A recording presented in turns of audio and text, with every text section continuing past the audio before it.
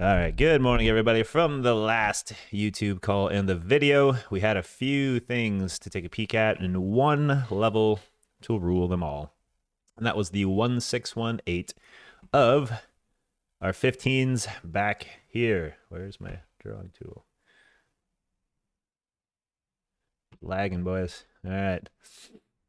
Now remember, we had 3 in a row, 1 filled, right? We're talking 6840 forever. 1 all the way up to the 2618, cycled back down, could not break over it, right? And what do we say from YouTube? If it holds the 1618, she'll go up, open, holds the 1618, almost gets to the 2618, could not break prior highs. Dumpski, that's a break of structure, right? So what are your confirmations here? What are you looking at here to the sweep call? Well, first, on the 15-minute, we obviously had that fair value gap, right? Break of structure, came back down, not quite a lower low, but for fibs, for our crew, you got the mean boy right here. Beautiful 15, right? So that sets us up to have a beautiful downside. So the 15 set up, could not break again. This is the 1618, which we're going to go over here again. Pops back up, lower high, hit the GP, down 1618, lower high, down 1618, lower low break, take the retest, and down for the low sweep that we watched for the call, right? This is all that we discussed in Discord all morning here, guys. And onto the 5-minute, you'll see it a little bit more clear as far as the taps are concerned here and where we're going. So like we said, the 1618 was going to be the deciding factor, 6860, right? Biggest level. Opens, holds, again, fails. 1, 2, 3, 4 break. We call this a bouncing ball short break, right? Very old school pattern that everybody usually knows, right? You drop a ball from a certain height, it hits a floor, and it pops up so high. But then it bounces, and it hits the floor, and it only pops up so high. And then it bounces the floor, and, well, you get it. Eventually, the ball breaks the floor because it can only bounce on that support with lower highs, right? As we kept saying in Discord so many times. So when it bounces in, boom, boom, boom, and then all the lower highs, we're going to break that floor. So we were very bearish there for the opening morning, right? And again, on the YouTube call, 1618, we could not break out the highs, so we will not see you way up here at the 3618 and 423 if we could not break over the highs, could not get over the 2618, and we did attempt it right there at the 1618. We just couldn't get over the 2. And once that break of structure happened, you shorted the shit out of every lower high for the crack, right? And now look at that 15-minute fib, and where does that put us? Oh my goodness. The short target that we already had planned. Imagine that. Zoom out, look back. GP shy. Me and Chris are talking about it this morning as well. This was the big 15. Again, one fib rules them all. Here's the cycle. High, low fib, 1618. Back test the 100. Great. Long. We played that. Look at this right here. What do we call that, class? The old scam shy, right? So price action goes from the 1618, attempts the 100, goes down. All the algos pick it up right before that Fibonacci from the high-low range, putting out a very big point of interest, right?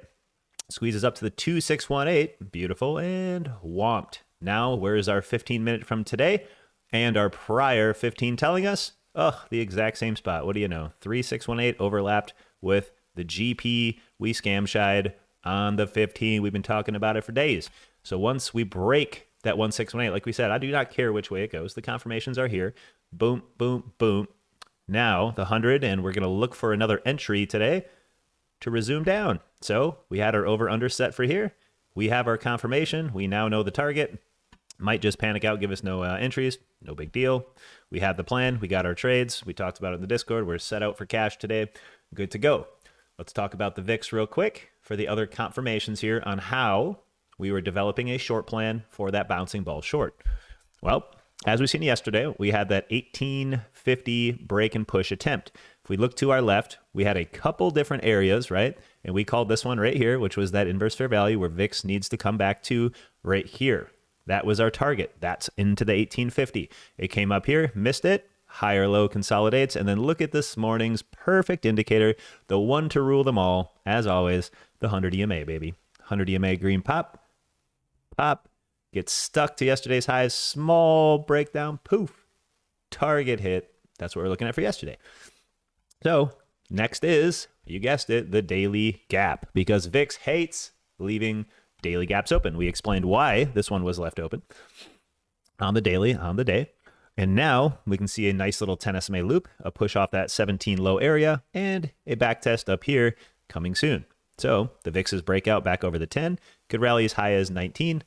Here, oh, my mouse, come on, please.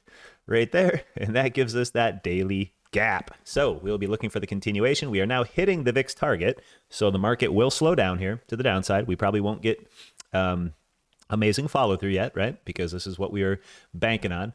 That's resistance for VIX. Hitting in, cool. No big deal. We just got to plan for a cycle. Oh, let's go over that real quick. And a recycle, right? What's a recycle look like? Like always, we use MACD and RSI, the tried and true, the best of the best. Look at the RSI and MACD here. What would a recycle look like? Well, since the VIX has spent all day above the zero line, we know that's bullish. Hey, what do you know? We spent more time above 50 RSI in the top channel than we did in the below channel. Well, that's bullish for the VIX, right? Absolutely. We have a higher low, higher high trend riding the best indicator in the universe, the 100 EMA. And we hit. So the recycle, higher high, right? Hot RSI. So the next rip rally would be letting the hot RSI come down to that 50 point again and pretending to loop back up for another move. Same with that MACD, slows down, another push back up, maybe into the 0.15 and higher, taking out that high right there on the MACD. So the VIX's recycle is something that we will look for an entry. And as the VIX comes into our resistance call, look at that on the market. That's why volatility index is always best of the best. So we did get our break. Now it is our job to find our entries to the short. So for the rest of the day, we'll be coming off this 15, right? We got our 1618 tap, no back test of the 100, 2618. What do you notice? Scam shy on the 100. So our job now is to find a push back up, right? To find any reason to short under either 68.50 as a half hole or 68.60, 68.60 retest if we get that high for this 1618. So we got all the low sweeps. Now we're looking for more structure to break back down to confirm trend. And we are looking for the target here. That is the entirety of the day. Let's go over the ETFs real quick.